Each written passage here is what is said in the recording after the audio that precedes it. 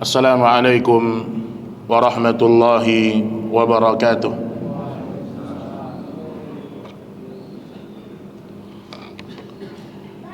Innal hamdalillahi nahmaduhu wa nasta'inuhu wa nastaghfiruh wa na'udzu billahi min shururi anfusina wa sayyiati a'malina. Man yahdihillahu fala mudilla lahu wa man yudlil fala hadiya lahu. Ashhadu an la ilaha illallah wahdahu la syarika lahu wa ashhadu anna Muhammadan 'abduhu wa rasuluh.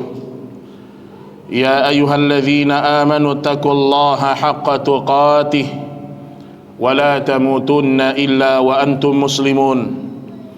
Ya ayuhan nasu taqu rabbakumul ladzi khalaqakum min nafsin wahidah wa khalaqa minha zawjaha wa batha minhuma rijalan katsiran wa nisaa'a wattaqullaha alladzi tasaaluna bihi wal arham innallaha kana 'alaikum raqiba. Ya ayyuhalladzina amanu taqullaha wa qulu qawlan sadida yuslih lakum a'malakum wa yaghfir lakum dhunubakum wa man yuti'illaha wa rasulahu faqad faza fawzan 'azima. Amma ba'du, fa inna asdaqal hadithi kitabullah wa khairul hadi hadi Muhammadin sallallahu alaihi wasallam wa syarral umuri muhdatsatuha fa inna kulla muhdatsatin fid dini bid'ah wa kulla bid'atin dhalalah wa kulla dhalalatin finnar. Ma'asyiral muslimin wal muslimat rahimani wa rahimakumullah, ikhwan dan akhwat, bapak ibu yang mudah-mudahan senantiasa diberikan rahmat dan taufik oleh Allah Subhanahu wa taala. Alhamdulillah, pada malam hari ini Allah mudahkan kita untuk berkumpul di tempat yang paling terbaik di permukaan bumi, tempat di mana insyaallah berkumpulnya orang-orang yang di hatinya adalah surga Allah Subhanahu wa taala, tempat berkumpulnya orang-orang yang kerinduannya kepada Allah sangat dalam insyaallah. Namun barang siapa yang ingin berjumpa dengan Allah di hari kiamat, maka jangan pernah dia luput untuk mempelajari tentang tauhid kepada Allah Subhanahu wa taala. Karena tauhid adalah asas agama kita. Asas agama kita. Tauhid kita rusak, maka rusaklah semua amal kita. Wa laqad uhiya ilaika wa ilal ladzina min qablik la in asyrakta la yahbatanna 'amaluk. Dan telah diwahyukan kepadaku, kata Nabi sallallahu alaihi wasallam, dan telah diwahyukan kepada orang-orang sebelum aku. Isi wahyunya sama. Isi wahyunya sama. La in asyrakta la yahbatanna 'amaluk. Wahai Muhammad alaihi salatu wassalam, kalau engkau melakukan kesyirikan dalam hidupmu, maka batallah semua amal-amal solehmu. Maka mudah-mudahan sedikit ilmu yang kita pelajari ini sebagai bentuk kita ingin memperbaiki ibadah kita kepada Allah Subhanahu wa ta'ala. Baik kaum muslimin dan muslimat rahimani wa rahimakumullah, alhamdulillah kembali kita melanjutkan bahasan kitab tauhid. Kita masih pada bab yang pertama, dan sekarang kita masuk pada dalil yang berikutnya yang Allah Subhanahu wa taala sebutkan dalam surat Al-Isra. Dalam surat Al-Isra, yang mana ayat ini bercerita tentang dua perintah yang sangat agung sekali. Ayat ini bercerita tentang dua perintah yang sangat agung sekali, di mana Allah Subhanahu wa taala berfirman, wa qada rabbuka alla ta'budu illa iyyah. Al-Isra ayat 23 jemaah. Al-Isra ayat 23. Allah Subhanahu wa taala berfirman, wa qada rabbuka alla ta'budu illa iyyah wa bil walidaini ihsana imma yablughanna 'indakal kibar ahaduhuma aw kilahuma fala taqul lahumā uff wa la tanharhumā wa qul lahumā qawlan karīmā. Dan sesungguhnya Allah telah memerintahkan kepada kalian alla ta'budu illa iyyah. Kalau beribadah, beribadahlah hanya untuk Allah. Kalau mendekatkan diri kepada Allah, beribadahlah hanya karena Allah. Bukan beribadah kepada patung, bukan beribadah kepada pohon-pohon, atau jatuh kepada kesyirikan. Wabil walidaini ihsana. Setelah itu berbaktilah kalian kepada kedua orang tua kalian. Ini yang menjadi bahasan kita pada malam hari ini. Perintah bertauhid dan perintah berbakti kepada kedua orang tua. Bapak Ibu yang dirahmati Allah, Allah melanjutkan, imma yablughanna indakal kibar. Kalau seandainya orang tua kalian sudah dalam usia yang sangat tua sekali, ahaduhuma aw kilahuma, salah satunya tua atau dua-duanya sudah tua, fala taqul lahumā uff, jangan pernah ucapkan kepada keduanya uff, wala tanharhuma, jangan pernah menghardik keduanya, wa qul lahumā qawlan karīmā, dan selalulah ucapkan kepada kedua orang tua kalian kalimat-kalimat yang mulia. Bapak Ibu yang dirahmati Allah, kalau kita baca tafsir dari ayat ini, kata Syekh Muhammad bin Shalih Al-Utsaimin ketika beliau mensyarah kitab Tauhid, beliau mengatakan qauluhu wa qada rabbuka alla ta'budu. Beliau mengatakan qada'ullah yanqasimu ila qismain. Yang namanya perintah Allah, yang namanya qada, ketetapan Allah, terbagi menjadi dua. Qada itu artinya adalah ketetapan Allah, perintah Allah terbagi menjadi dua. Yang pertama qada'u syar'iyyun, ketetapan Allah yang syar'i, perintah Allah yang syar'i, aturan-aturan Allah yang diturunkan kepada Nabi Muhammad alaihi salatu wassalam, berupa halal, berupa haram. Itu qada syar'i. Beliau sebutkan yajuzu wuqu'uhu wa 'adamuhu wa la yakunu illa fima yuhibbuhu Allah. Yang namanya ketetapan Allah yang syar'i adalah perintah-perintah yang itu berkaitan dengan kecintaan kepada Allah. Jadi tidak ada satupun ibadah yang Allah perintahkan kepada kita Bapak Ibu, kecuali ibadah itu harus didasari rasa cinta yang pertama. Jangan sholat Pak kalau tidak karena cinta kepada Allah. Tiga pondasi yang selalu diingatkan oleh para ulama. Dalam setiap ibadah itu harus ada tiga pondasi ini. Mahabbatullah, kecintaan kepada Allah. Al-khawf minallah, dalam beribadah munculkan rasa takut kepada Allah. Dan yang ketiga ar-raja, selalu berharap kepada Allah Subhanahu wa ta'ala. Pegang prinsip ini baik-baik. Apapun perintah Allah yang berkaitan dengan syariat, harus ada tiga ini di hati kita. Contoh, kita bakti sama orang tua, kenapa? Pertama, karena ini perintah Allah. Bentuk cinta kita kepada Allah, kita berbakti sama orang tua. Kenapa kita berbakti sama orang tua? Karena kita takut kepada hukuman anak-anak yang durhaka sama orang tuanya. Takut kita. Yang ketiga, kita berbakti sama orang tua kita, ar-raja. Kita berharap kepada Allah. Dengan kita berbakti sama orang tua, terbuka pintu surga untuk kita.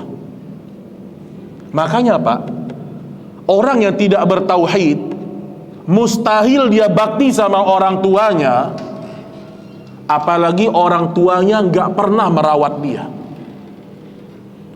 Makanya tauhidnya asas Pak. Ustadz, gimana saya mau bakti sama ayah saya Ustadz? Gimana saya mau bakti sama ibu saya? Saya dibuang sama ibu saya waktu kecil Ustadz. Ayah saya nggak menafkahi saya waktu kecil. Ucapan ini Pak tidak akan keluar dari mulut seorang yang bertauhid.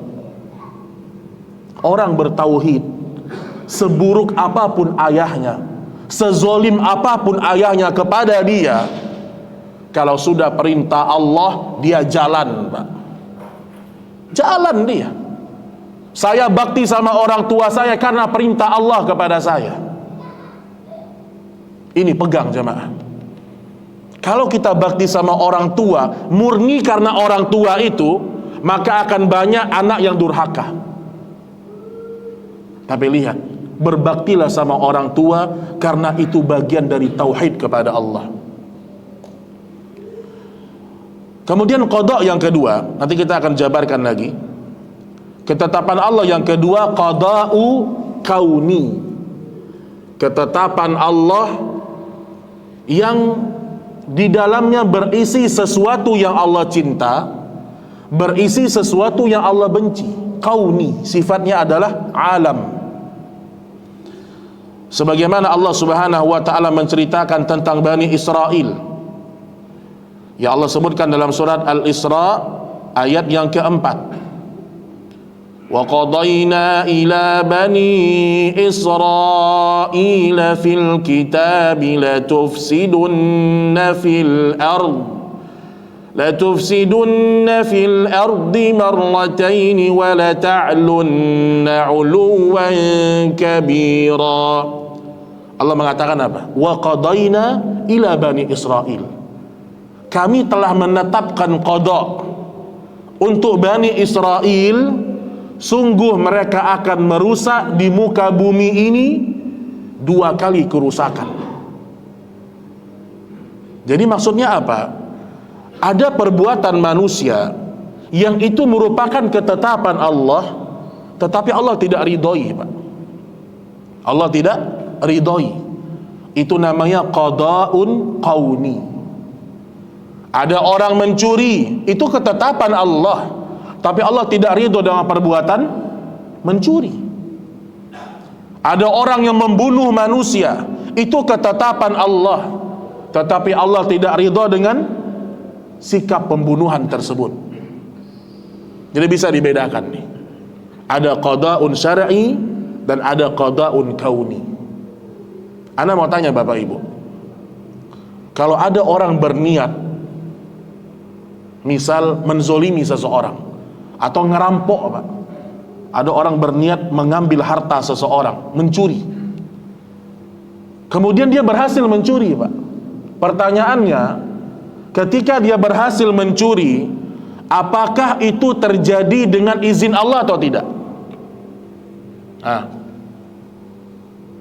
Ada seorang wanita diperkosa, apakah itu terjadi dengan izin Allah atau tidak? Iya. Semua perbuatan baik, semua perbuatan buruk terjadi dengan izin Allah. Kenapa kita katakan demikian?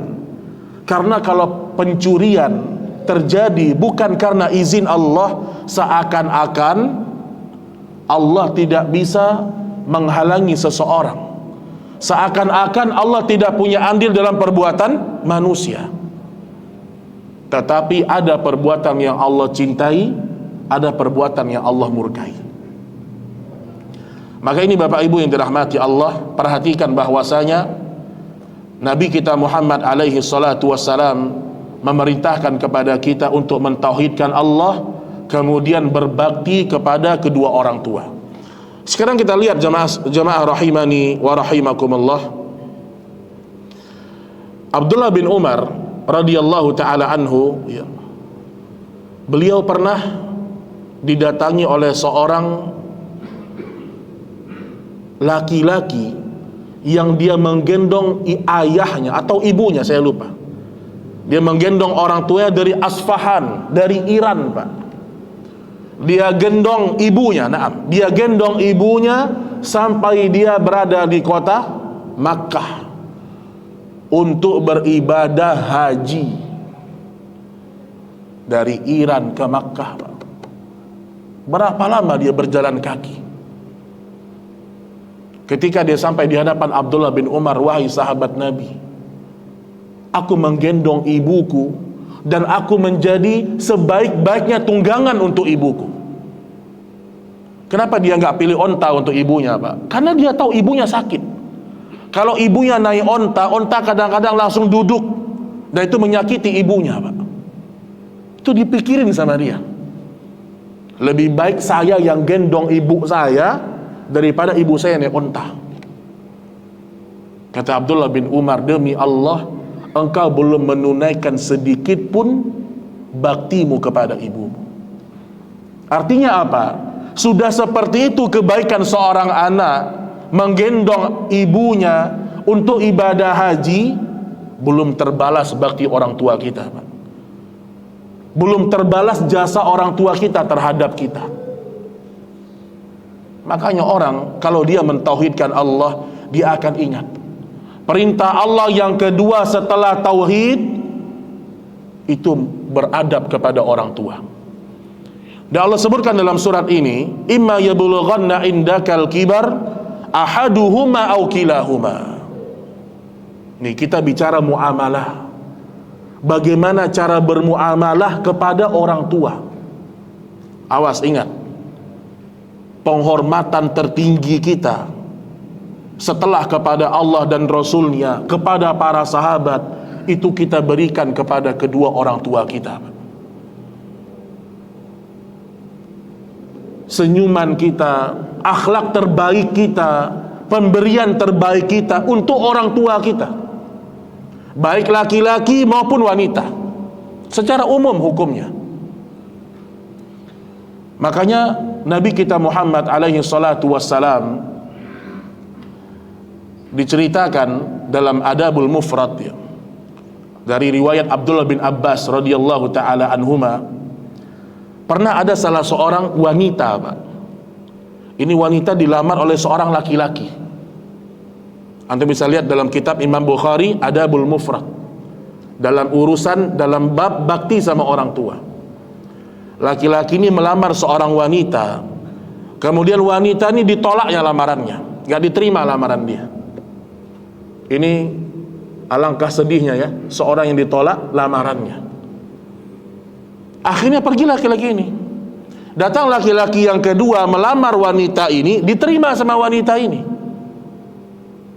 Laki-laki yang pertama sakit hati, Pak. Saya ditolak lamaran saya.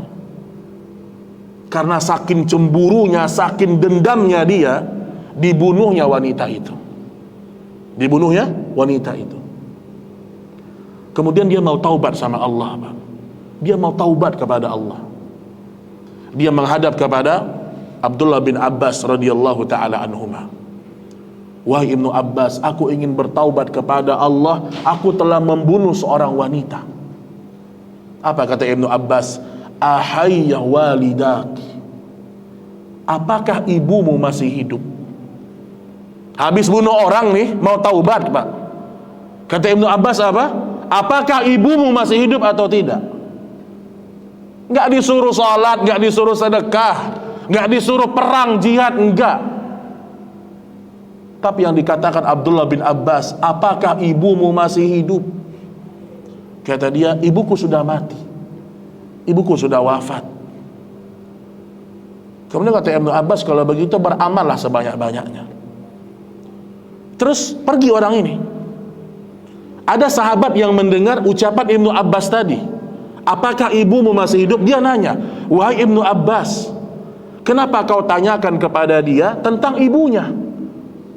Kata Abdullah bin Abbas, Pak, sebaik-baiknya orang yang paling ahli menafsirkan Al-Quran, dari kalangan para sahabat. Ibnu Abbas, kata Ibnu Abbas, aku tidak mengetahui cara bertaubat yang paling afdal di sisi Allah min birril walidah, melainkan dengan banyak berbakti sama orang tua.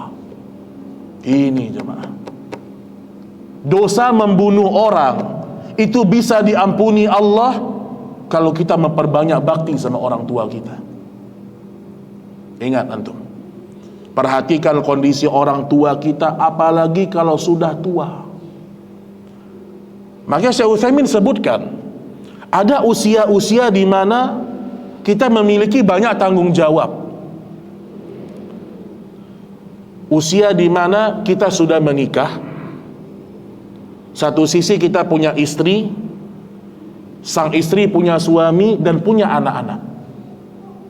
Di satu sisi kita masih hidup orang tua kita, atasnya ada kewajiban, bawahnya ada kewajiban, sampingnya ada kewajiban. Maka ketika sampai pada usia itu, maka berhati-hatilah dari tipu daya iblis, kata Syekh Saleh Al-Utsaimin rahimahullah. Karena kita di usia-usia sibuk, Pak. Kalau anak kita masih kecil-kecil, usia kita 30, 40, itu usia-usia sibuk. Kadang-kadang kita lupa sama orang tua kita. Kadang-kadang kita lupa untuk nelpon orang tua kita.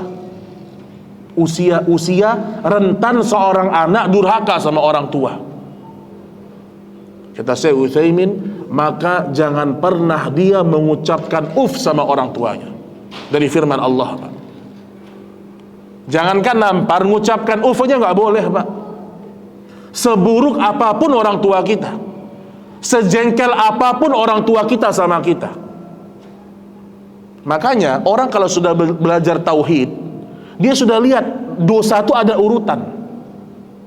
Urutan dosa yang paling besar itu kesyirikan. Berarti selama orang tua tidak melakukan kesyirikan, orang tua kita orang yang paling berhak terus kita berbakti sama dia. Pun seandainya orang tua kita jatuh kepada kesyirikan, tetap bakti anak terus jalan, Pak. Ustadz, orang tua saya nggak mau sholat, akhirnya saya nggak mau bakti sama orang tua, salah beragama. Sa'ad bin Abi Waqqas, Bapak Ibu, sahabat Nabi, tauhidnya benar, cara belajar agamanya benar. Ketika dia masuk Islam, ibunya nggak suka, Pak. Ibunya benci sama dia. Sampai ibunya ngancam, kalau kau tidak tinggalkan agama Muhammad itu, ibu nggak akan makan 3 hari, nak. Kalau bahasa kita, pilih ibu atau pilih nabimu, kan gitu. Kalau zaman sekarang nih, pilih ibu atau pilih pekerjaanmu atau apalah. Kadang-kadang ada seorang anak nggak bisa keluar dari tempat yang diharamkan Allah pekerjaannya karena ibunya nyuruh di situ. Kata Sa'ad bin Abi Waqqas, wahai ibuku, kalau seandainya aku diberikan nyawa oleh Allah 1000 nyawa, setiap hari, kalau seandainya engkau diberikan Allah 1000 nyawa, dan setiap hari aku lihat nyawa itu keluar satu persatu, demi Allah, ma taraktu dina Muhammadin sallallahu alaihi wasallam. Demi Allah, aku tidak pernah meninggalkan agama Nabi Muhammad. Prinsip tetap dipegang, tapi sama ibunya masih terus berbuat baik, Pak. Ini baru benar tauhidnya nih. Ibunya nggak mau makan, tapi Sa'ad bin Abi Waqqas setiap datang waktu makan dihidangkan oleh Sa'ad bin Abi Waqqas. Ibunya nggak makan. Datang waktu jam makan malam dihidangkan oleh Sa'ad bin Abi Waqqas. Karena berbakti sama orang tua tetap wajib, walaupun orang tua itu tidak beriman sama Islam. Apalagi kalau orang tua kita, orang tua yang soleh, yang dari kecil kita dididik sama dia, Pak. Dari kita nggak ada jadi ada kita, Pak. Wallahu akhrajakum min butuni ummahatikum la ta'lamuna syai'an. Sesungguhnya kalian keluar dari perut ibu kalian, dan kalian tidak tahu apapun dari ilmu ini. Maka ingat, jangan pernah kita untuk menyakiti hati ayah dan ibu kita, jemaah. Baik, kita akan bacakan beberapa dalil yang Nabi SAW juga sebutkan berkaitan dengan masalah bakti sama orang tua. Kata Nabi alaihi salatu wassalam, ridallah fi ridal walid wa sukhtullah fi sukhtil walid. Ridhonya Allah ada pada ridho kedua orang tua, murkanya Allah ada pada murka kedua orang tua. Maka pernah salah seorang sahabat ketika dikabarkan ibunya meninggal, atau salah satunya meninggal, ayahnya meninggal, maka Nabi mengatakan, sungguh pintu surga telah tertutup satu untukmu. Ini ya Pak. Kadang-kadang ada sebagian orang nyari surga jauh-jauh, di rumahnya ada surga tuh. Di rumahnya ada surga. Dan Allah Subhanahu wa taala juga meletakkan berbakti kepada orang tua ini menjadi wasiat para nabi dan para rasul. Kata Nabi Isa alaihissalam, wa awsani bis salati waz zakati ma dumtu hayya, dalam surat Maryam, wa barram bi walidati wa lam yaj'alni jabbaran saqiyya. Allah telah mewasiatkan kepadaku untuk menegakkan salat, menunaikan zakat, dan berbuat baik kepada kedua orang tuaku. Maka jangan sampai kita menyakiti hati kedua orang tua kita. Apapun yang orang tua kita minta, selama kita mampu penuhi. Selama mampu ya, penuhi. Kalau kita nggak mampu, kita minta maaf sama ayah dan ibu kita. Tapi tidak ada kata untuk menyakiti kedua orang tua kita. Dan Nabi dan Allah Subhanahu wa taala berfirman, wa qul lahuma qawlan karima, dan ucapkanlah kepada keduanya kalimat-kalimat yang mulia. Biasakan Pak, sama orang tua itu memperbanyak doa. Orang tua kita misalnya ngasih sesuatu sama kita, jazakallah khairan ayah, jazakallah khair. Cuma kan orang Indonesia ini kaku mulutnya Pak. Kita ini gak biasa ngedoain orang. Kalau bapak ibu di Arab Saudi, kita ngasih makan orang, kita bantu orang, barakallahu fiik, semoga Allah memberkahi engkau. Biasa Pak. Kita aja sama anak kita kaku kadang-kadang tuh. Nak, tolong ambilkan ayah gelas nak. Diambil sama anak kita. Thank you ya, thank you Pak. Jenggot udah segini ngomongnya thank you Pak. Terima kasih, bukan. Terima kasih nggak ada artinya. Apa yang Nabi ajarkan? Jazakallah khairan. Jazakallah khairan ya nak.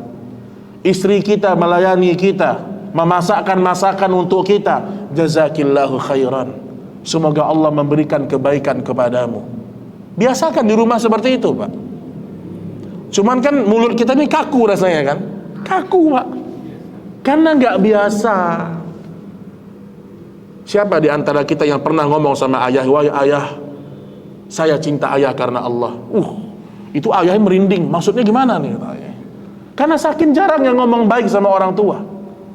Biasakan. Kata Nabi SAW, kalau kita cinta kepada seseorang, sampaikan. Tapi kepada mahram ya, bukan kepada wanita yang bukan mahram. Sama anak, sama istri, sama orang tua, ucapkan. Kalau kita mengatakan uhibbuka fillah, aku mencintaimu karena Allah, apa jawabannya? Ahabbaka alladhi ahbabtanilah, semoga Allah juga mencintai dirimu karena engkau mencintaiku karena Allah. Jadi biasakan Pak, ngomong sama orang tua penuh dengan doa, penuh dengan kesopanan. Makanya Bapak Ibu, sangat dahsyat ya kalau ada seorang anak memperhatikan semua kebutuhan orang tuanya, sampai hal-hal yang kecil Pak. Dulu di Arab Saudi ada seorang pemuda, dia pengusaha sukses. Dia meninggal di Masjid Nabawi kondisi sujud Pak. Ketika dimakamkan jenazahnya, berkumpullah keluarganya. Ditanya, kalian ini berapa bersaudara? Kami ada 5 saudara, kata dia. Cuman memang adik kami yang meninggal ini, dia ustadz, dia syekh yang paling bakti sama ibu kita. Baktinya seperti apa kata orang-orang? Adik kami ini saking perhatian sama orang tuanya, sama ibu kami, dia sampai tahu kapan Pepsodent ibunya habis. Gitulah Pak. Kapan sabun ibunya habis, tahu dia. Kapan sampo ibunya habis, tahu dia. Sampai urusan yang rinci-rinci dia tahu Pak. Besarnya perhatian seorang anak kepada orang tuanya. Maka bersyukurlah antum atau bapak-bapak yang sudah mungkin lanjut usia, punya anak yang berbakti sama orang tua. Allah wafatkan dia dalam kondisi sujud Pak. Allah Maha Adil. Sama juga di Masjid Nabawi pernah ada salah seorang syekh, saya lupa namanya syekh siapa ya, tapi seorang ulama ahlu sunnah sedang isi kajian Pak. Waktu itu tabligh akbar lah istilahnya. Itu masjid penuh. Orang datang dari berbagai negeri ke sana. Dari Mesir datang, dari Yordan datang, dari Yaman datang, Indonesia datang. Ketika sedang mengisi pengajian, tiba-tiba ayahnya telepon. Ayahnya telepon. Yang namanya orang tua kadang-kadang nggak tahu dengan kesibukan anak. Dia telepon, diangkat sama anaknya. Ada yang bisa saya bantu ayah? Kata ayahnya apa? Tolong kamu masukkan kambing ke dalam kandang, kata dia. Ayah sedang di luar nih, kata dia. Itu pengajian ditutup langsung Pak. Kata saya, mohon maaf, ayah saya sedang butuh sama saya, pengajian kita tutup. Pergi dia Pak. Masya Allah. Kalau kita kan enggak. Coba cari yang ini deh. Kita enggak. Tunggu sebentar, enggak. Walaupun mungkin bisa aja, bukan bentuk durhaka juga, enggak. Tapi begitulah para ulama memuliakan orang tua mereka. Memuliakan orang tua mereka. In ahsantum li anfusikum. Kalau kita berbuat baik sama orang tua kita, insya Allah di usia tua, anak-anak pun akan berbuat baik kepada kita. Itu Pak. Ma'asyiral muslimin rahimani wa rahimakumullah. Kemudian Nabi Shallallahu Alaihi Wasallam juga bersabda, ala ukhbirukum bi akbaril kabair. Maukah kalian aku beritahukan tentang dosa yang paling besar? Qalu bala ya Rasulullah, tentu ya Rasulullah. Qala al-isyraku billah wa uququl walidain.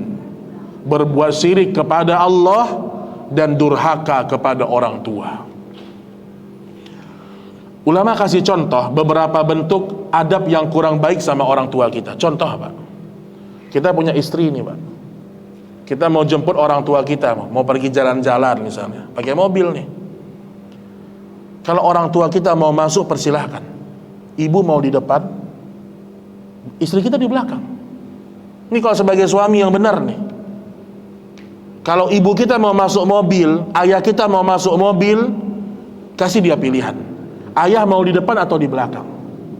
Karena dulu para ulama ahlu sunnah, ulama salaf, mereka menganggap berjalan di depan orang tua itu bentuk tidak beradab sama orang tua. Ya walaupun mungkin orang tua kita biasa-biasa aja, tapi adab tuh dijaga sama orang tua Pak. Makanya jangan sampai antum sebagai suami tidak bisa berbakti sama orang tua hanya karena sudah punya istri. Apalagi punya istri. Waduh, punya satu istri aja udah jauh sama orang tua. Ingat Pak, ibu-ibu juga harus ingat, tidak ada satupun orang yang bisa menghalangi kita berbakti sama orang tua kita. Walaupun tetap kalau wanita dia sudah menikah, bakti dia berubah. Kalau perempuan sudah menikah, bakti dia pertama kepada suami. Makanya seorang istri tidak akan pernah bisa menghormati suaminya sampai dia menganggap suaminya lebih tinggi daripada ibunya. Itu ingat tuh ibu-ibu. Kadang-kadang nih sebagian istri berani ngomong teriak depan kita misalnya Pak. Apa kamu Mas? Bisa teriak depan suami. Berani nggak dia teriak depan ibunya begitu? Nggak berani. Padahal kedudukan suami lebih tinggi daripada ibu kandungnya. Ingat kalimat ini, kata Ibnu Qayyim, seorang istri tidak akan pernah mampu berbakti sama suaminya, memuliakan suaminya sampai dia meyakini suaminya lebih tinggi daripada ibunya. Tuh ingat. Sampai kata Nabi alaihi salatu wassalam, "Idza shallatil mar'atu khamsaha wa shamat syahraha." Kalau seorang wanita dia sudah salat 5 waktu, kemudian dia puasa Ramadan, wa hassanat farjaha, dia menjaga kehormatannya, kemaluannya, wa ata'at zaujaha, adkhalahu Allahul jannah ala ma sya'at, maka Allah akan masukkan dia ke dalam surga dari pintu manapun yang dia mau. Itu perempuan tuh, ibu-ibu kalau ada di belakang. Juga kata Nabi sallallahu alaihi wasallam, haqquz zaujati ala zauji, di antara kewajiban seorang istri, dia belum dikatakan berbakti sama suaminya, belum dikatakan menunaikan hak suaminya, walaupun dia menjilat nanah yang ada pada luka suaminya. Tinggi kedudukan suami, Pak. Tinggi. Para wanita muslimah di masa dulu, mereka kalau jumpa sama suami mereka itu seperti berjumpa dengan raja. Hormat mereka. Nah, kita kembali kepada bahasan yang tadi. Kalau kita suami, maka bakti kita tetap kepada ibu kita nomor 1, kepada ayah kita nomor 1. Kalau kita sebagai istri, pertama adalah suami kita, baru orang tua kita. Misal Pak, mau lebaran nih, debat nih, kemana kita lebaran Mas? Suaminya orang Minang, istri orang Jawa Pak. Debat. Kata suami, kita pulang ke Sumatera. Kata istri, enggak, saya mau ketemu ibu di Jawa aja. Terus mertua kita nelpon, kamu pulang besok ya nak, kamu pulang ke Jawa. Istri yang solehah, dia akan ikut apa kata suaminya. Itu namanya patuh kepada perintah suami, walaupun dia harus ngomong baik-baik sama ibunya. Makanya suami yang baik, suami yang benar adalah suami yang tetap mengajarkan bakti kepada mertua. Tetap. Ini kadang-kadang juga ada salah kaprah nih Pak. Nanya ke ustadz, kita kan laki-laki wajib menafkahi ayah ibu kita. Wajibkah saya menafkahi mertua saya? Wajib nggak Pak? Bapaknya laki-laki nih, wajib nggak ngirim duit setiap bulan? Saya mau tanya. Dalilnya apa Pak? Kenapa wajib? Mertua itu bukan kewajiban suami, tapi bukan berarti suami tidak peduli. Nah kadang-kadang ada orang sebelumnya rajin ngasih mertuanya setiap bulan, ibunya dikirim 3 juta, mungkin mertuanya 2 juta, terus begitu. Waktu datang pengajian, oh ternyata nggak wajib, berhenti deh ngasih. Oh ini juga salah nih Pak, ini juga salah. Mertua itu jemaah, setelah kedua orang tua kita, maka orang tua yang paling wajib kita hormati mertua kita. Kenapa demikian? Kalau antum cerai dengan istri, mertua itu mahram mu'abbad, tetap jadi mahram kita Pak. Mertua kita cerai nih, itu mertua tetap menjadi mahram kita. Nah itu saking tingginya kedudukan seorang mertua pada sisi yang lain. Kaum muslimin dan muslimat rahimani wa rahimakumullah, dalam surat Maryam ayat 12 sampai 14, Nabi Yahya alaihissalam menyebutkan, Allah berfirman tentang Nabi Yahya alaihissalam, ya Yahya khudil kitaba biquwwah wa atainahul hukma sabiyya wa hananan min ladunna wa zakatan wa kana taqiyya wa barram biwalidayhi wa lam yakun jabbaran 'asiyya. Wahai Yahya, ambillah kitab Taurat ini dengan sungguh-sungguh.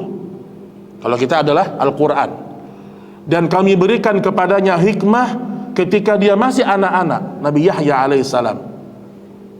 dan dia seorang yang bertakwa, dan dia seorang yang berbakti kepada kedua orang tuanya, dan bukanlah ia orang yang sombong lagi durhaka. Maka Allah mengatakan dalam Al-Isra ayat yang selanjutnya tadi, wakhfid lahuma janahadzulli minar rahmah, rendahkanlah sayapmu di hadapan orang tuamu. Maksudnya apa, Pak? Kalau ngomong sama orang tua itu jangan kayak orang hebat, orang sombong.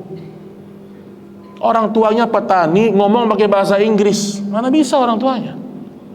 Ngomong bahasa yang dikenal oleh orang tua.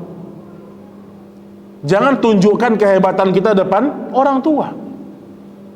Wakhfid lahuma janahadzulli minar rahmah wa qur rabbirhamhuma kama rabbayani shaghira. Rendahkan sayapmu di hadapan orang tua, tawaduk depan orang tua, benar-benar jadi anak depan orang tua. Dan berdoalah kepada Allah, wa qur rabbirhamhuma kama rabbayani shaghira. Ya Allah, ampunilah dosaku sebagaimana Allah menyayangi kedua orang tuaku ketika dia masih kecil, atau ketika aku masih kecil. Cintailah orang tuaku, ampunilah orang tuaku, rahmatilah orang tuaku sebagaimana mereka mengasihiku ketika aku masih kecil. Bapak Ibu yang dirahmati Allah, Imam Hasan Al-Basri pernah kedatangan seorang laki-laki yang dia telah mengasuh ayahnya puluhan tahun, Pak. Jadi ayah ini sakit di atas ranjang, Pak. Di atas ranjang. Bertahun-tahun disuapin makan, digantikan pakaian. Kemudian mau buang air kecil, buang air besar, dia yang ngasuh. Dia yang urus ayahnya, Pak. Bertahun-tahun. Sampai dia terasa letih, dia tanya kepada Hasan Al-Basri, seorang tabi'in. Dia mengatakan, wahai Hasan, wahai imam kami, aku mengurus ayahku sudah puluhan tahun. Bahkan aku bersihkan kotorannya. Apakah aku telah membalas jasa kebaikannya? Apa kata Hasan Al-Basri? Tidak sama sekali. Kenapa kata laki-laki ini? Kata Hasan Al-Basri, karena dulu ketika kamu masih kecil, ayahmu melakukan hal yang sama, atau ibumu melakukan hal yang sama. Kamu masih kecil, dicebokin, dibersihkan, dirawat, dikasih makan, dengan harapan orang tuamu berharap engkau menjadi tokoh masyarakat, engkau menjadi orang, engkau menjadi seorang yang besar di tengah masyarakat. Adapun sekarang engkau mengurus orang tuamu, engkau berharap supaya pekerjaan ini cepat selesai. Kan udah beda niat tuh, Pak. Iya atau tidak, Pak? Kita kalau ngurus orang tua, kalau nggak sabar, Pak, kita bisa durhaka sama orang tua. Dulu ibu kita membesarkan kita dengan penuh cinta dan harapan. Cepat besar ya nak, disuapin sampai kita tumbuh besar. Sementara kita menyuapi ayah kita yang sakit dengan harapan, kapan selesai ini? Atau yang paling kasarnya, kapan nih mati ayah? Subhanallah. Lihat, sebagian anak benar-benar tidak pernah berbakti sama orang tuanya. Makanya Pak, hati-hati kalau kita punya harta, anak sekolah jauh-jauh ke luar negeri, tapi dia nggak punya agama Islam di hatinya, Pak. Nanti kita mati, anak kita tinggal telepon, tolong selenggarakan jenazah ayah saya nggak bisa pulang, saya ada meeting nih, sebentar saya kirimin duit. Masya Allah, Pak. Saya yakin ada anak seperti itu, yakin saya. Kerja di luar negeri jauh, ayahnya meninggal, dia nggak bisa pulang. Dengan kesombongan dia bilang, nanti saya kirimkan duit, selenggarakan jenazah orang tua saya. Maka Bapak Ibu yang dirahmati Allah, kita baru terasa pentingnya anak yang saleh ketika kita sudah mati, Pak. Adapun anak yang tidak saleh tapi mereka punya harta, bermanfaat mungkin di dunia, iya. Mungkin di dunia kita bisa punya rumah dan seterusnya, tapi di akhirat tidak pernah bermanfaat kecuali anak-anak yang saleh. Wallahu taala alam bisawab. Kita lanjutkan setelah salat Isya dengan tanya jawab insyaallah taala. Wassalamualaikum warahmatullahi wabarakatuh. Waalaikumsalam warahmatullahi wabarakatuh. Alhamdulillah wassalatu wassalamu ala Rasulillah wa ala alihi wa ashabihi wa mawalah wa la haula wa la quwata illa billah. Kaum muslimin dan kaum muslimat rahimani wa rahimakumullah. Mungkin sebelum kita akhiri dengan tanya jawab insyaallah taala, ada beberapa potret dari kisah-kisah generasi sebelum kita. Di antaranya dari sabda Rasulullah sallallahu alaihi wasallam kepada Umar bin Khattab radhiyallahu taala anhu. Umar bin Khattab pernah disampaikan kepadanya dari lisan Nabi sallallahu alaihi wasallam, "Inna khairat tabi'in rajulun yuqalu lahu Uwais wa lahu walidatun wa kana bihi bayadun famuruhu falyastaghfir lakum." Sebaik-baik tabi'in adalah seorang laki-laki yang biasa dipanggil Uwais. Ini nama yang tidak asing insyaallah taala. Uwais siapa namanya, Pak? Uwais Al-Qarni. Walahu walidatun, dia memiliki seorang ibu. Dan dulu dia memiliki penyakit belang di tubuhnya, kata Nabi sallallahu alaihi wasallam. Famuruhu falyastaghfir lakum. Wahai Umar, besok kalau aku sudah meninggal dunia, maka engkau temui Uwais Al-Qarni itu dan mintalah doa kepadanya. Lihat Pak, Umar bin Khattab, sekelas Umar bin Khattab yang Nabi SAW katakan, "Lau kana ba'di nabi lakana Umar." Kalau seandainya setelahku ada seorang nabi, maka Umar yang pantas menjadi orangnya.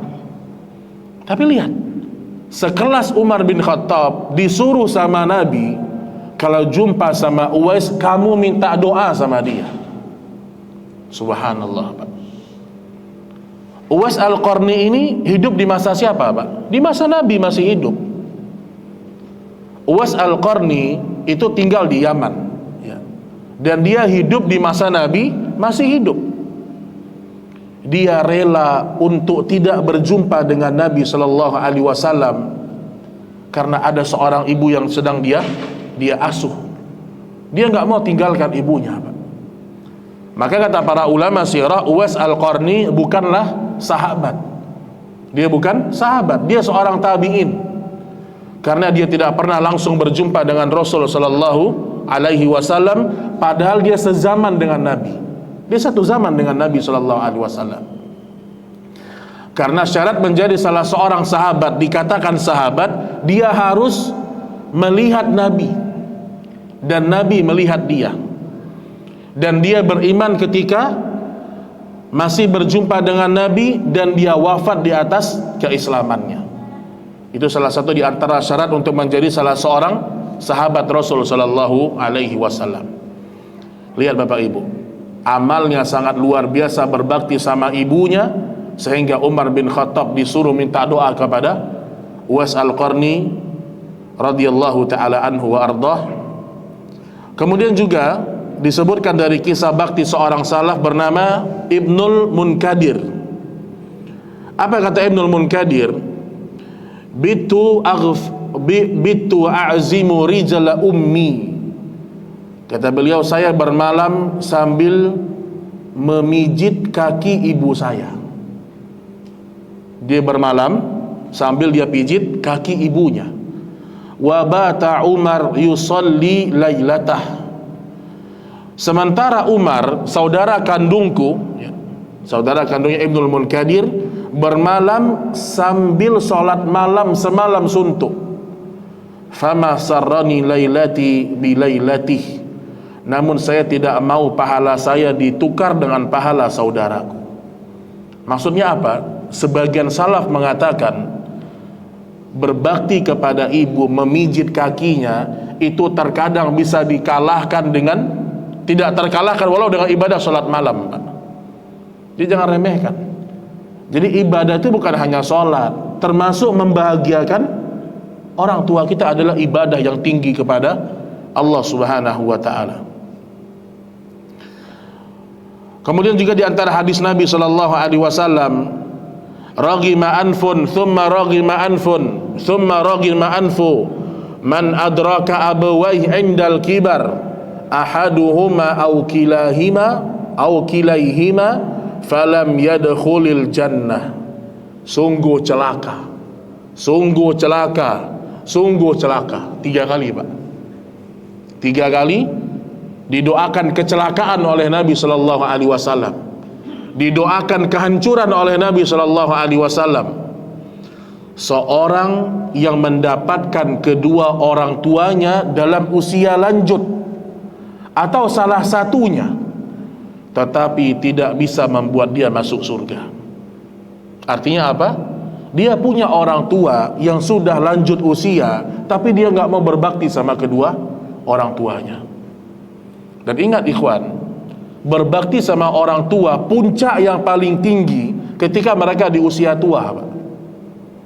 Jadi kalau sekarang ada anak kita masih usia 15 tahun, 20 tahun, kita masih kerja, kita masih punya fulus nih, anak kita berbakti sama kita, normal, Pak, normal.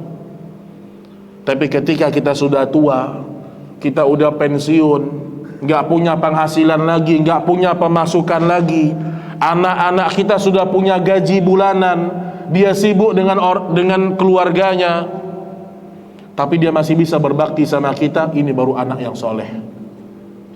Ketika seorang anak nggak butuh lagi sama ayahnya, artinya dia pengen apa dia bisa beli sendiri. Di saat itulah, Pak, seorang anak wajib berbakti kepada orang tuanya. Ini wajib yang paling puncaknya nih. Di saat orang tua memang tidak lagi punya kekuatan untuk memberi kepada anaknya, maka Bapak Ibu, gunakanlah kalimat-kalimat terbaik untuk orang tua kita. Kadang-kadang kita ini, Pak, bahkan mungkin orang-orang kerja di kantor nih, antum lihat orang-orang kerja di mall, kerja di bank misalnya, kita masuk apa kata dia, Pak? Selamat siang, Pak, apa yang bisa saya bantu? Masya Allah, Pak.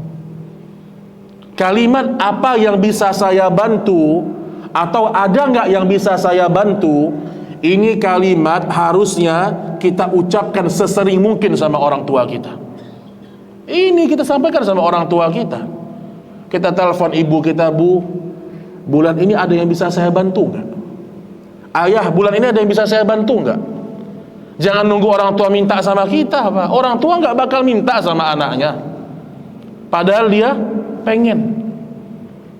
Makanya kadang-kadang kalau ada seorang anak mau berbakti tapi setengah-setengah.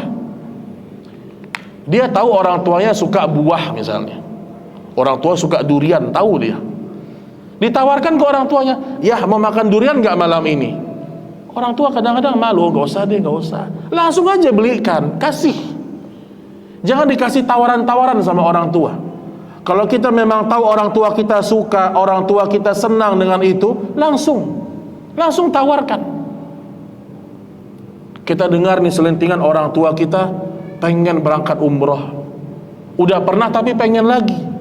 Kita punya tabungan, alhamdulillah misalnya. Nggak usah tanya, ayah, ibu mau umroh nggak? Ya orang tua mau bilang iya gimana, segan sama anaknya. Langsung beliin tiket berangkat, ya ini berangkat, bismillah. Ini, Pak. Antum kalau pergi keluar kota, mungkin ada rapat kantor keluar kota, antum lihat ada makanan-makanan yang enak, telepon ibu kita. Ingat ibu kita. Yang kita ingat istri terus soalnya, Pak. Kita kadang-kadang ingat anak-anak terus. Kadang-kadang kita lupa membelikan makanan untuk orang tua kita, ibu kita, kita safar jauh. Makanya biasakan kita untuk berbakti sama orang tua sebelum terlambat. Kadang-kadang ada sebagian anak terbalik baktinya. Waktu orang tua masih sehat, masih bisa dikunjungin, enggak pernah ngunjungi orang tua. Enggak pernah, 10 tahun sekali ngunjungi orang tua. Waktu orang tuanya meninggal, teriak-teriak, jangan selenggarakan jenazah ayah saya, tunggu saya pulang. Terlambat ente, udah terlambat. Orang tua dah mati baru ditahan-tahan. Enggak. Ini kadang-kadang anak kayak gitu. Orang tua masih bisa dikunjungin, nggak pernah ngunjungin. Nanti orang tua udah meninggal, baru marah-marah. Jangan selenggarakan jenazah ayah saya, tunggu saya hadir. Selama ini kemana dia? Dan udah nggak ada gunanya lagi, kecuali kita berdoa untuk kedua orang tua kita. Mungkin terakhir Bapak Ibu, bagi orang tua kita yang sudah meninggal dunia, kita pun wajib berbakti kepada mereka. Ada dua cara. Yang pertama, berbakti kepada orang tua yang sudah meninggal dengan cara menjalin hubungan silaturahim kepada kerabat-kerabat orang tua kita. Kita punya paman, punya bibi, atau sepupu orang tua kita, dulu orang tua kita dekat dengan dia, berbaktilah kepada mereka. Sampai kata Nabi alaihi salatu wassalam, derajat seorang ibu tergantikan dengan seorang bibi. Jadi kalau misalnya ibu kita punya adik perempuan nih, ibu kita meninggal, maka kita punya kewajiban berbakti kepada adik dari ibu kita, bibi kita. Itu menggantikan manzilahnya seorang seorang ibu. Sama, kita tahu orang tua kita punya sahabat-sahabat ketika dia masih hidup, berkunjung ke situ. Jangan putus silaturahim. Yang kedua, dengan mendoakan kebaikan untuk mereka. Ini doa untuk orang tua, Pak. Sampai kata Imam Ibnu Qudamah Al-Maqdisi, orang tua itu baru terasa bakti anak yang sebenarnya ketika mereka di alam barzakh.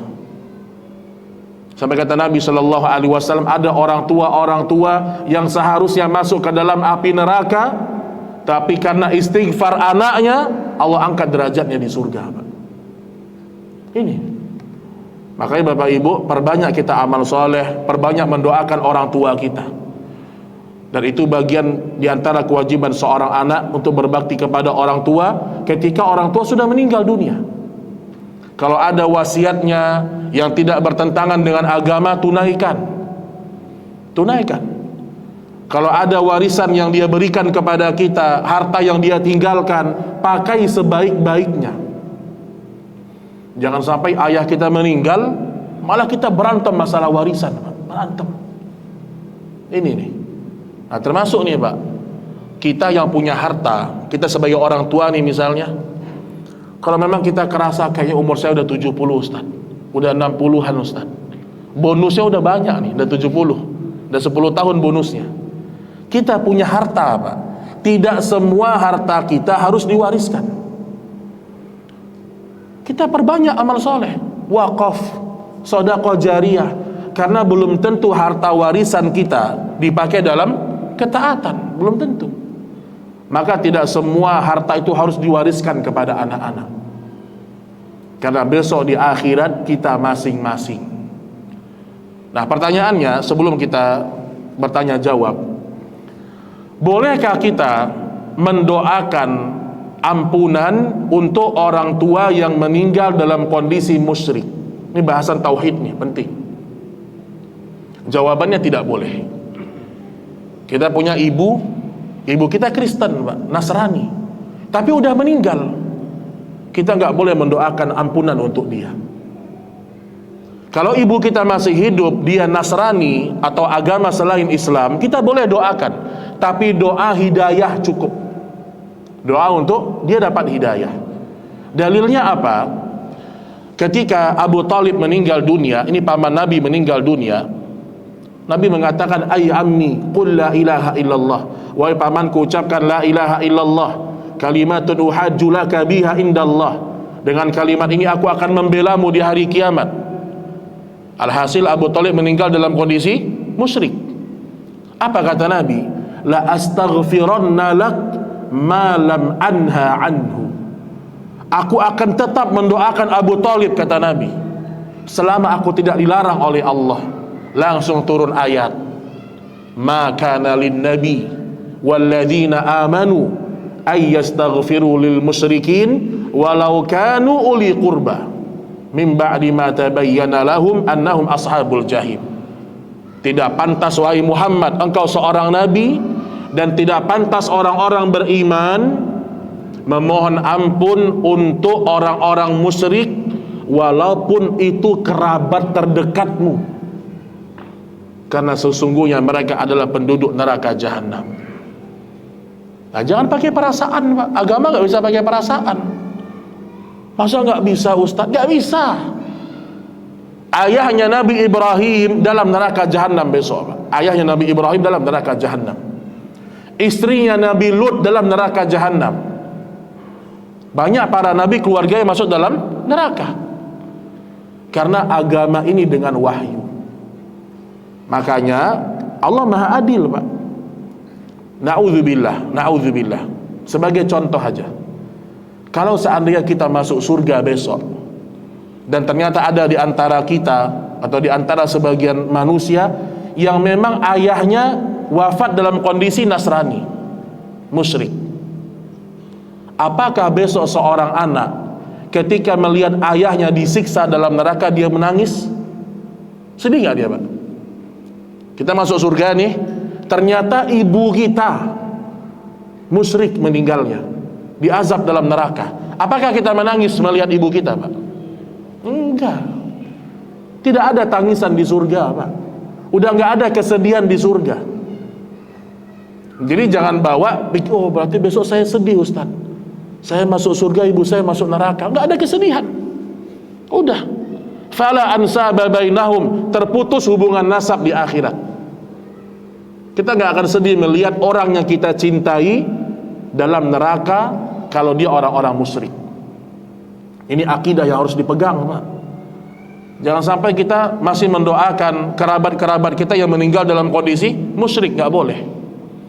Karena memang jelas dalilnya pelarangan mendoakan orang yang mati dalam kondisi tidak beriman kepada Allah Subhanahu wa taala. Wallahu taala alam bisawab. Mungkin sebelum kita tutup, kalau ada pertanyaan sedikit, insyaallah mungkin 10 menit atau kurang lebih, silahkan jemaah sekalian. Ya, silahkan Mas. Ya, saya tahu pertanyaan ini muncul karena ada sebagian ustadz mengatakan nggak ada andil orang tua di situ. Ya. Saya pernah dengar ada seorang ustadz mengatakan kalau kita menggunakan warisan orang tua kita dalam kebaikan, orang tua nggak dapat apa-apa. Karena itu adalah harta warisan. Bapak Ibu yang dirahmati Allah, ya. Secara hukum asal, ya, semua perbuatan baik yang seorang anak lakukan, orang tua dapat pahalanya. Kenapa? Karena anak jerih payah orang tua. Setiap antum baca Quran, antum sholat, orang tua dapat pahalanya. Dengan syarat orang tua itu dulu mengajarkan. Ketika kecil kita diajarkan atau kita dikasih guru sama orang tua kita, dapat orang tua kita pahala. Kita pergi umroh, ya, dulu orang tua kita mendidik kita agama, kamu taat ya nak, kamu rajin ibadah ya nak, dapat pahala orang tua kita. Maka di sini kata Ibnu Taimiyah rahimahullah, tidak perlu kita berniat khusus, nggak perlu. Membaca Quran nih, saya berniat untuk ibu saya yang sudah meninggal, nggak perlu, Pak. Repot, Pak. Allah lebih mudah syariatnya. Antum baca Quran, ibu dapat pahala otomatis. Selama orang tua kita dulu mendidik kita dengan baik. Nah, termasuk juga masalah harta, ya. Orang tua kita meninggalkan warisan, itu harta kita benar, ya. Ketika kita pakai dalam kebaikan, insya Allah orang tua dapat kebaikannya juga, tetapi tidak dengan dosa. Wala taziru waziratun wizra ukhra. Yang namanya dosa tidak pernah bisa diwariskan. Maksudnya apa? Kita melakukan dosa, ya kita yang berdosa. Orang tua nggak dapat dosa. Ya, karena kata Allah Subhanahu wa taala, wa an laisa lil insan illa ma sa'a. Manusia di akhirat tidak akan mendapatkan apapun kecuali apa yang dia usahakan di dunia. Jadi insya Allah kalau antum pakai dalam kebaikan, ya, orang tua dapat andil pahala di situ insya Allah taala. Ya. Makanya rugi, Pak. Maka saya nasihatkan, ya, kepada ayah-ayah muda, masya Allah, ayah-ayah muda, Pak, yang punya anak usia 2 tahun, 3 tahun, kadang-kadang nggak perlu masuk PAUD, Pak, nggak perlu, Pak. Mungkin PAUD ada fungsinya mungkin, tapi ada lagi sekolah di bawah itu, Pak. Ada anak usia 2 tahun ada sekolahnya, Pak. Ada nggak sekolahnya, Pak? Usia 3 tahun ada sekolahnya. Ini seorang ibu rugi dia. Yang harusnya anak itu hafal doa masuk kamar mandi dari ibunya, Yang harusnya anak itu bisa Al-Fatihah dari ayahnya, semua dapat dari guru. Orang tua kehilangan pahala karena semua diajarkan oleh guru. Minimal anak kita itu Al-Fatihah hafal dari kitab Al-Fatihah, sehingga ketika anak kita baca Al-Fatihah kita dapat pahala. Sekarang kan enggak, anak tahu doa masuk WC dari guru, bahkan Iqra 1 dari guru. Tahu doa mau makan, bismillah, selesai makan dari guru. Jadi seakan-akan orang tua nggak mau pahala dari anak-anaknya. Padahal anak itu adalah amal jariah yang sangat besar, Bapak Ibu. Maka perhatikan tuh ya. Boleh masukkan anak ke sekolah-sekolah PAUD, tapi jangan sampai kita melepaskan anak kita begitu aja. Kan udah masuk sekolah Islam, Ustaz. Enggak. Kita punya kewajiban untuk mendidik anak-anak kita, supaya kita dapat pahala di situ. Wallahu a'lam bissawab. Ya, barakallahu, bagus pertanyaannya. Adapun hadis yang mengatakan waladun saleh atau waladin saleh yad'ulah, seorang anak yang mendoakan kedua orang tuanya, berarti doa anak soleh sampai kepada orang tua. Bagaimana dengan doa sesama orang-orang yang beriman? Apakah sampai? Maka jawabannya sampai. Sebagaimana para sahabat berdoa juga, Allahumma ghfir lil muslimina wal muslimat wal mu'minina wal mu'minat al ahya minhum wal amwat, yang hidup dan yang mati. Berarti dua-duanya sampai. Tetapi Pak, sangat sedikit saudara muslim yang mendoakan khusus untuk kita, Pak.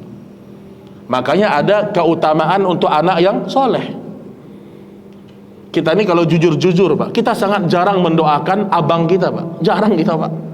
Yang kita sering doakan siapa? Orang tua kita. Kita jarang mendoakan adik kita, paman kita, jarang.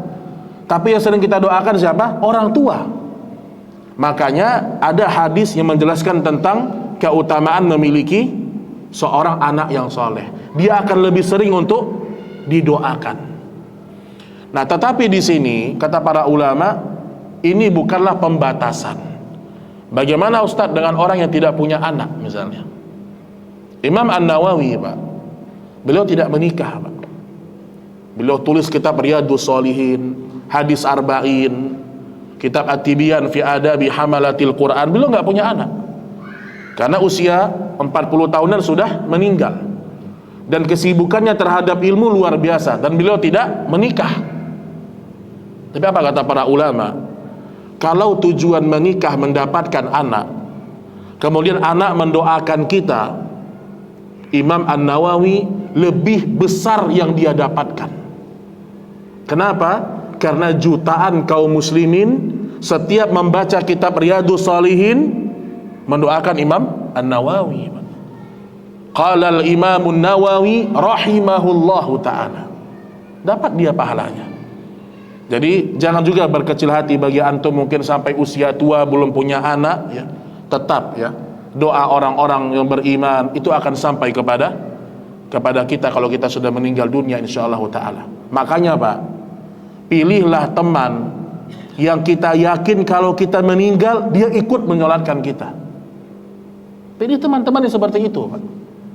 Pilih teman yang kalau kita meninggal kayaknya dia bakal ikut menyelenggarakan jenazah kita, ikut mendoakan kita. Tapi kalau teman-teman kita ya yang suka nongkrong, main gaplek tiap malam, Masya Allah, kita meninggal, meninggal udah selesai. Ini cari ini teman-teman nih yang memang di masjid, cari itu Pak. Inilah teman-teman yang akan bermanfaat di dunia dan di akhirat ya. Wallahu ta'ala alam bissawab. Ini pembahasan yang berbeda ya, karena hukum asal adalah berdoa sendiri-sendiri, itu hukum asalnya ya. Tapi kalau saya jawab secara umumnya, ini karena pertanyaannya umum, apakah boleh kita mendoakan orang tua yang sudah meninggal? Ya boleh, secara hukum asal tidak ada masalah. Tetapi kalau ada ritual-ritual khusus, ada tambahan-tambahan yang tidak sesuai syariat, ini yang tidak benar ya. Apalagi meyakini kalau yang mendoakan syekh saya pasti dikabulkan, ini juga nggak benar Pak. Maka antum harus ingat, ini sedikit saya terlintas ya. Kalau kita baru kelahiran bayi Pak, apa sunnahnya?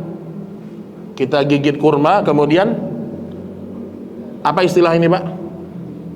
kita berikan kepada bayi kita. Tahnik. Tahnik ini pendapat yang kuat itu berlaku hanya orang tua ke anak. Kita baru punya anak, baru lahir nih, udah kita sebagai ayah tahnikan, gigitkan ke bayi kita yang masih kecil atau ibunya. Karena sebagian kaum muslimin untuk mentahnik anaknya diundang ustadz jauh-jauh, Pak. Oh, ini wali Allah ini, harus dia yang mentahnik anak saya. Oh, enggak, Pak. Karena di masa Nabi masih hidup, ketika lahir bayi-bayinya kaum muslimin, semua dibawa ke hadapan Nabi, ditahnikkan oleh Nabi. Karena ludah Nabi berkah. Tapi ketika Nabi meninggal dunia, tidak ada satu orang pun yang membawa bayi kepada Abu Bakar, nggak ada. Abu Bakar manusia terbaik setelah Nabi, Pak. Masing-masing mereka mentahnikkan. Ludah Nabi berkah, Pak. Ludah Ustadz 2023, na'udzubillah, Pak. Jangan mau dibohong-bohongin sama orang. Hah? Mau sorbannya 10, enggak, sama semua, Pak. Ludahnya kita sama dengan ludahnya ulama, sama-sama ludah. Tapi ludahnya Nabi berbeda. Maka ketika para sahabat masuk Islam semua mereka, nanti ada bahasan dalam kitab Tabarruk ya, mereka mengambil keringatnya Nabi, mengambil bekas wuduknya Nabi. Iya, Aisyah memeras baju Nabi, diambil, harum. Tapi selain Nabi tidak ada keberkahan pada mereka, nggak ada. Maka ada sebagian orang kalau pengajian, Pak, udah banyak botol-botol aqua tuh, Pak, botol-botol aqua. Bahkan sampai saya pernah dengar, kalau nggak guru saya yang mendoakan saya, maka kurang afdol rasanya. Nanti masuk dalam bahasan tauhid, Pak. Ingat ya, kita minta doa sama orang boleh. Ustadz doakan anak saya jadi anak soleh, boleh. Tetapi di situ ada sesuatu yang kurang afdol. Karena kita berharap kepada makhluk. Yang paling afdol kita langsung minta sama Allah. Kita langsung minta sama Allah, Pak. Boleh kita minta doa sama orang soleh, boleh. Tapi yang lebih afdol, kita langsung menuju kepada Allah. Wa idza sa'alaka ibadi anni fa inni qarib. Doanya seorang ibu itu lebih afdol daripada doanya ustadz, doanya kiai, lebih afdol, Pak. Lebih afdol. Kadang-kadang orang lupa dengan keutamaan orang tua, lupa dengan keutamaan ibunya sendiri. Walaupun sekarang terkadang kakinya ibu diganti dengan kakinya kiai sekarang, Pak. Masya Allah. Saya pernah lihat video tuh, Pak. Seorang mencium kiainya sampai diginikan kepalanya, cium kaki saya. Masya Allah. Subhanallah ya. Mengajarkan kepada umat supaya dimuliakan. Nabi SAW tidak boleh kita muliakan, berlebihan pun nggak boleh. Nanti ada bahasan khusus insyaallah ta'ala. Itulah bahasan yang agak-agak kontroversi biasanya ya. Tapi harus kita sampaikan yang namanya ilmu. Wallahu ta'ala alam bisawab. Mungkin ini yang bisa kita sampaikan pada pertemuan ini. Semoga bermanfaat dan semoga Allah memberikan kepada kita taufik. Dan insyaallah apa yang kita sampaikan murni, agar kita bisa kembali kepada Allah dengan kondisi hati yang salim. Yauma la yanfa'u malun wala banun illa man atallaha biqalbin salim.